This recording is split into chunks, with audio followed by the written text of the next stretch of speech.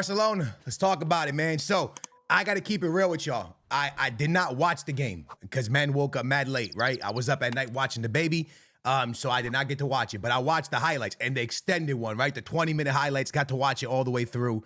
And obviously through highlights, doesn't tell the whole story, right? You got to watch the entire game. You got to watch the full to really get that full vibe. But I watched a lot of it, and I got to say a few things that I got to take from this. The first thing I got to take from it is if Real Madrid does not take advantage of this Barcelona right now in the upcoming El Clásico, then Real Madrid just stink, right? Like it's one of those things where in El Clásico, a derby, any of those, right? It's a different type of, right? It's different, bro. Like you could be in your worst form possible. For example, my Benfica this year went up against Porto, who's on top of the world right now, and Benfica is just terrible. And they were still able to get a result against them because it's different, right? There's a different type of game. It's not like a small team versus a big team. It's two teams that don't like each other. It's always different. So Barcelona's going to come out no matter who starts with massive amount of energy. The problem is the energy and the injuries, right? This team has a stupid amount of injuries, bro. The injury bug is hitting them nasty. And this happened to Madrid last year. Last year, Real Madrid lost loads of people on their back line, if you guys remember. So for me right now, speaking of this game, I'm having a hard time comprehending, and this might sound weird to y'all, but I'm having a hard time comprehending how this team is giving up so many chances to the smaller teams. Because week in, week out against La Liga, it seems like we're watching the same film, right? We're watching this team that when Barca goes forward, they look so scary, right? They look like they could score on any play.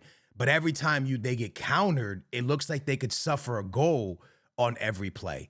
And it's just one of those things where it's like I can't really wrap my head around it because it's low-key the same players in the back, unless the one center back they lost was like the glue to everything. If that's the case, if that one center back was the glue, you should have done whatever it took. I don't care if you don't sign Marcus Rashford and give Marcus Rashford money to Martinez. Like you do whatever it takes to make sure he don't walk out the building. If he's that important, if he's like everything to your back line, you got to do whatever it takes. If that means nobody comes in so he doesn't leave, then that's what it means. But that's not what they did, and they just don't look good back there. And it's so funny because to jump to the last goal, the one player that Barca fans dislike, everybody that I talk to that Barca fans want Araujo gone. They don't want Araujo to be there. They're done with Araujo, right? This man saves the day and bails them out because today's goal is stupidly important from Araujo. Like this is a goal that low-key changed everything when it comes to the season. Because remember, Barcelona's next game in La Liga is Real Madrid. So if they would have tied today, bro, what would have been a 3-4 point gap if Real Madrid wins their next game because Real Madrid plays tomorrow?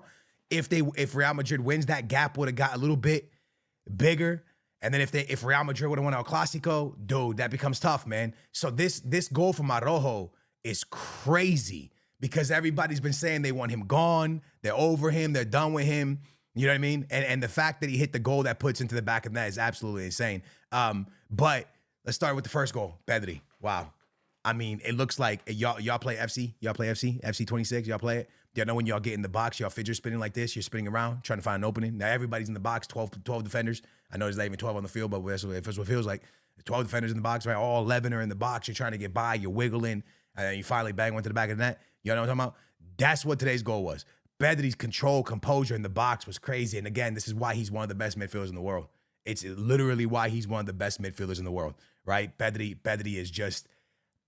when you need someone to step up, this guy is always there for them to step up, and he was unbelievable on the goal he scored. Then Witsel ties the game 1-1. The goal he scores, what a goal he hit, right? So you take all that in. Pedri scores a nice goal. Witsel scores a crazy goal. Araujo with the wild goal to win the game at the end.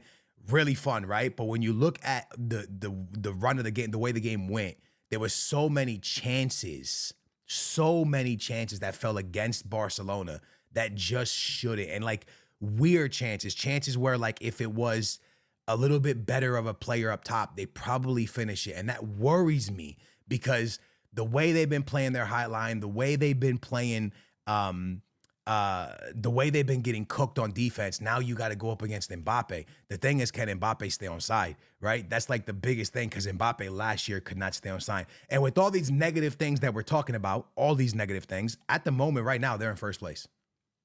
As negative as everything is around Barcelona and how the season hasn't gone the way they want it to go, they're in first place. Remember, Real Madrid has to win their game. If anything can happen in La Liga, Barcelona right now are in first place, bro. That's I mean, that in itself, right? So they're still getting the job done with all the injuries, with all the big missing players, because Lamine Yamal just came back today. With Rafinha being out, who's a massive part of their attack, with everything going, they still in first place, and Real Madrid has to win their game. So I don't think it's like panic or freak out or anything like that. I simply think this back line needs to be fixed. I think Flick needs to figure it out. It's something I said in the beginning of the season. Every team has tape on you now, bro. Like it was a whole year of people watching the way you played small teams, big teams, how you played teams that pressed you, how teams that you played teams that didn't press you. It's a whole year of tape of how you played certain games. And it feels that way when you watch Barcelona. It feels like teams in La Liga low-key have figured them out a little bit. And it's up to Flick to make adjustments and to get it right, because I still think that the Barcelona going forward, and I think with Rafinha back, they're going to be extremely, extremely scary. But I just think defensively, bro, I don't get what's going on. The next very important thing we have to talk about. It felt at times where Barcelona just doesn't know how to hold their emotions this year, which is so weird because it feels like we're flipping the script from Real Madrid to Barcelona. Barcelona last year felt like such a composed team, and this year they feel such a little stuff is a little bit unorganized. And when everything's kind of going crazy, Flick goes and gets kicked off the field, which means he won't be on the bench unless La Liga pulls it back. He won't be on the bench, I'm pretty sure, against Real Madrid. This is huge in itself. To not have your coach on the bench for a big game like this is very, very, very huge. When the players look over, the coach is not there. The coach is not, the guy you have the most confidence in is not there telling you what to do, where to go. It's a tough game. It's a tough place to get a red card, bro. So I think for me, and it's weird too, because when I was watching, I don't really understand what Flick did. I guess he must have said something, or I unless they didn't show it properly, it was for words, right? But I didn't see exactly why. I wonder what he said. I wonder if it came out already. I didn't see what he said. But that's the worst possible time to actually get kicked out of a game, bro. Absolutely worst. I'm pulling up Barcelona real quick on the side just to see what people are saying about Barcelona. And for obviously the first thing is that Lamine Yamal is back and all these things, but it's just more people seeming very frustrated. Nobody, as this guy says here, nobody's stopping you from going. Never mind. Let me not even read that because it don't even make any sense. But yeah, man, it just seems to me, like Barca fans are a little bit upset, and they're a little bit annoyed about the way things are going. But I'm being 100% real with y'all, man. I think once the injury bug calms down, which it will, once they figure out the back line, I think they're gonna be fine, bro. I think the biggest thing right now is figuring out the back line. And I think the Real Madrid game is going to be a huge, huge test. Do I think Real Madrid is going to run away with it and destroy them? No, I don't. I know that every team right now is getting by that defense, but I just have a feeling that against Real Madrid, they're going to be able to lock up the defense, and the defense is going to be able to play way, way, way, way, way better. Maybe the line won't be as high. I don't know. But the one thing I can tell you is I don't see a game where it's like 4-1 to one team, or I see this game being much, much closer. And if I'm being honest with you, based off the way last season went, favorites have to be Barcelona still, right? I think you have to give them the benefit of the doubt. You got to make them the favorites going into this game, and Real Madrid have to prove to us as football fans that they could beat them, because last year they couldn't beat them.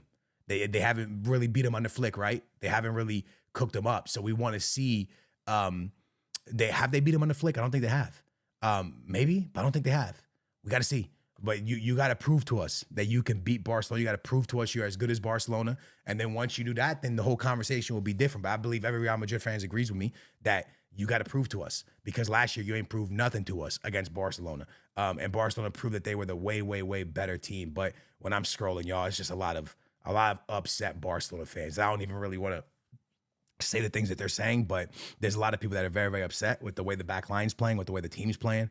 And again, it's one of those things where a lot of people, I think, almost praising Araujo now in a way, kind of praising Araujo, which is pretty funny because they wanted him gone so bad. But it's a huge goal, man. It's a huge, huge saving goal, and a big, big 3 points for them. But again, y'all, I hope y'all enjoyed it. There wasn't really too much to say about today's game, if I'm being honest with you. Really, really happy Pedri's still doing his thing. You know what I'm saying? Really happy Lamine Yamal is back. Anyways, I love you guys, man. I hope you guys enjoyed it. Lamine Yamal is back, which is huge. Barcelona picks up massive 3 points, and El Clásico next weekend is going to be fireworks.